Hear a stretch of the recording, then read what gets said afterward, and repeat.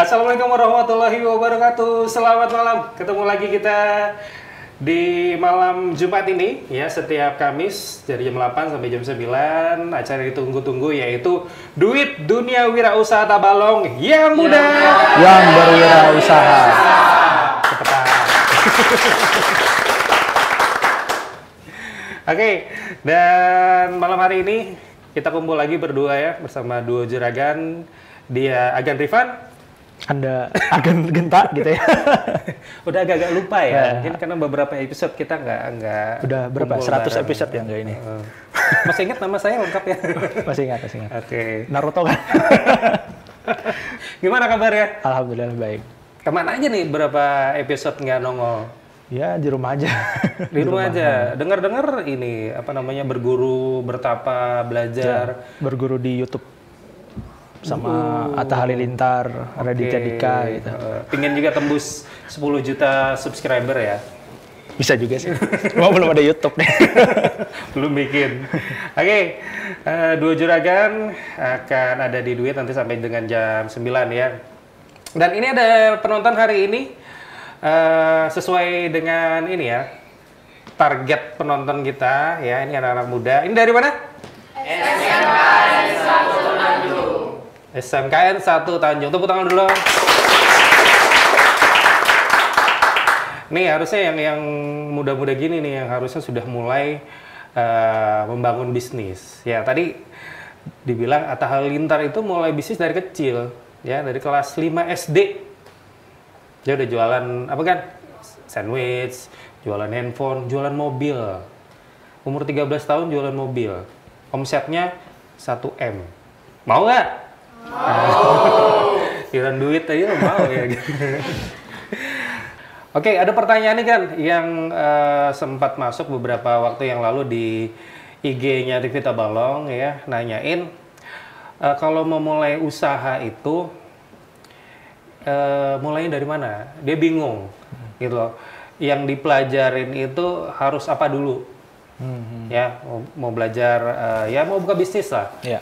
Itu apa dulu? Ya kan teman-teman juga harusnya di umur segini harus sudah mulai usaha gitu. Nah cuman mereka mungkin ini teman-teman juga banyak yang bingung ya, apa dulu yang harus disiapkan, dipelajari lah istilahnya. Selain itu ya, selain modal dan niat itu harusnya sudah ada.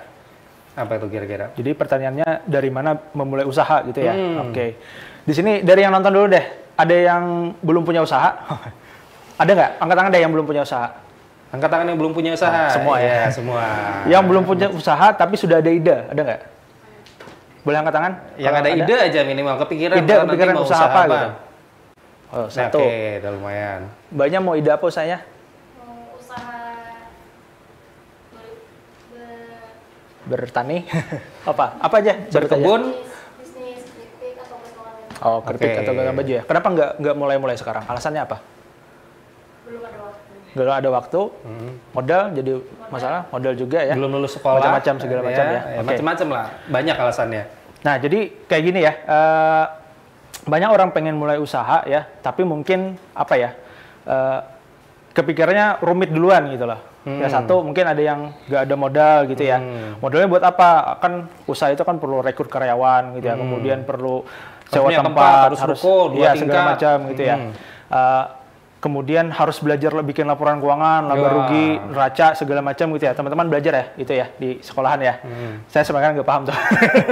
Ya, jadi sebetulnya pengusaha memang harus wajib menguasai itu ya. Tapi ketika ingin memulai tidak harus semuanya dikuasai gitu loh. Oke. Ya, jadi tahapannya sama seperti orang kerja. Jadi bawahan dulu ya, jadi manajer baru jadi bos gitu ya, naik tingkat. Bisnis juga ada, cuma kebanyakan orang nggak tahu. Kebanyakan orang bisnis itu ya langsung jadi, langsung punya karyawan banyak, gitu langsung gede gitu ya. Padahal ada tahapannya.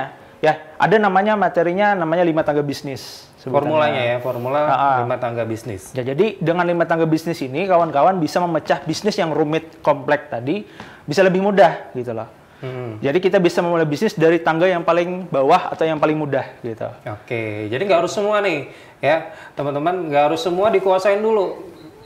Lupain nanti mikir punya karyawan gimana, lupain dulu mikir punya tempat ya yang besar, yang bagus, ya desainnya seperti apa, dekorasinya seperti apa, nanti dulu.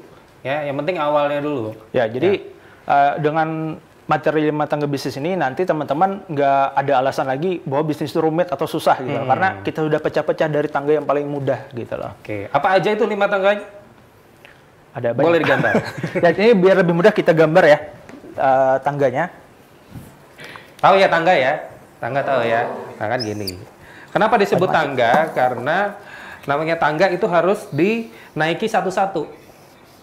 Ya, tangga itu harus dinaikin satu-satu. Jangan loncat. Jadi dari tangga 1, 2, 3, 4 dan seterusnya itu harus dilangkahi berurutan. Kan nggak lucu tuh kalau naik tangga dari tangga pertama, tangga ketiga, turun lagi tangga kedua, tangga keempat kan jadi kayak joget gitu ya. Ya harus urut. Nah, 5 tangga bisnis ya pastinya ada 5 ya. Bukan di Pancasila aja ada 5 tapi 5 tangga bisnis ya ada 5. Oke. Sambil digambar sama Agan Rifan. Ya, jadi tadi yang seperti disampaikan, bisnis itu tidak harus kita menguasai keseluruhan ilmu, ya. Banyak sebetulnya mereka yang lulusan sekolah bisnis. So, judulnya kan sekolah bisnis, ya. Ada kan ya sekolah-sekolah bisnis. Tapi ternyata yang lulusan sekolah bisnis itu lebih dari 90%-nya justru tidak berbisnis. Kenapa? Karena kebanyakan teori, praktiknya jarang. Ya, sementara bisnis itu harusnya dibalik. Kalau kalian sekolah, nih kalau kalian sekolah, itu biasanya praktek atau magang itu kan terakhir. Nah, kalau di dalam bisnis, praktek itu harusnya duluan. Belajar itu sambil bertahap. Gimana kan? Ya, jadi dalam bisnis itu ada 5 tangga yang harus kita lewati gitu ya. Nah, jadi yang pertama ada namanya tangga starting atau tahapan memulai usaha ya. Kemudian yang kedua ada tangga profit, itu adalah tangga di mana kita sudah dapat keuntungan dari usahanya. Nah, melipat gandakan keuntungannya. Yang ketiga namanya tangga sistemasi. Nah, ini kita mendokumentasikan usaha yang sudah untung tadi. Nah, yang keempat namanya duplikasi. Jadi kita buka cabang, memperbanyak usaha yang sudah kita sistemasi. Yang terakhir namanya investasi. Ini impian semua orang, bisnis jalan, orangnya jalan-jalan gitu ya. Nah, jadi setiap tangga ini satu ada ilmunya setiap tangganya, kedua ada masalahnya setiap tangga gitu loh. Contoh di tangga starting, masalah ketika orang mau mulai usaha satu, gimana ya caranya supaya kita bisa mulai dengan modal yang minim. Kemudian kalau sudah mulai gimana ya cara menjual produknya segala macam. Nah, biasanya ada 2 masalah itu di tangga mau mulai gitu ya. Nah, di tangga ini yang harus dipecahkan adalah keberanian gitu loh. Kadang-kadang orang takut mulai bisnis karena ya itu nggak ada modal, nggak ada waktu segala macam. Akhirnya nggak mulai-mulai gitu loh. Jadi di sini biasanya mindset yang kita latih gitu loh. Agar sama kayak nembak pacar gitu kan. Harus ada niat dulu. Kalau nggak nembak-nembak, ya ditembak orang. Ya kan keduluan orang nembak jadinya, ditikung orang.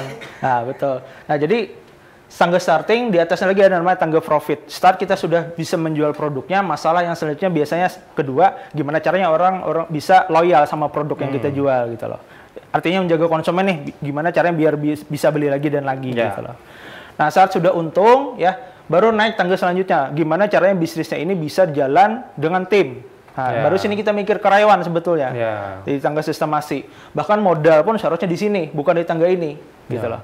Di tangga starting seharusnya bisnis itu bisa jalan dengan modal sendiri, dengan modal seminim-minimnya. Modal dengkul. Ibaratnya modal itu dengkul udah bisa orang mulai bilang. bisnis. Kenapa? Jadi satu, meskipun teman-teman atau siapapun ya, anak orang kaya gitu, anak bos batu bara, hartanya 7 turunan gitu ya. Saran saya tetap memulai bisnis dengan modal yang minim. Kenapa? Karena berpengaruh di pola pikir. Benar. Ya. Banyak sekali orang yang bisnisnya itu dari modal minim ya sudah besar ternyata bisnisnya bangkrut misalkan gitu ya.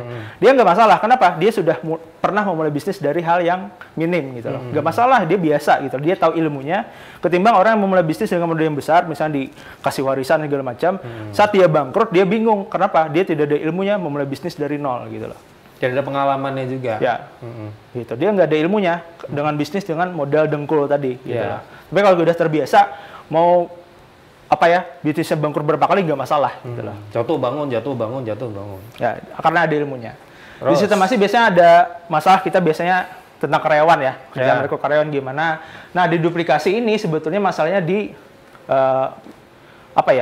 cara memperbanyak cabang segala macam. Makanya membuka cabang baru lagi ya. Kalau mau buka cabang usaha di tangga ini ya gitu loh. Jangan di tangga ini udah aku mau usaha cabangnya banyak gitu ya.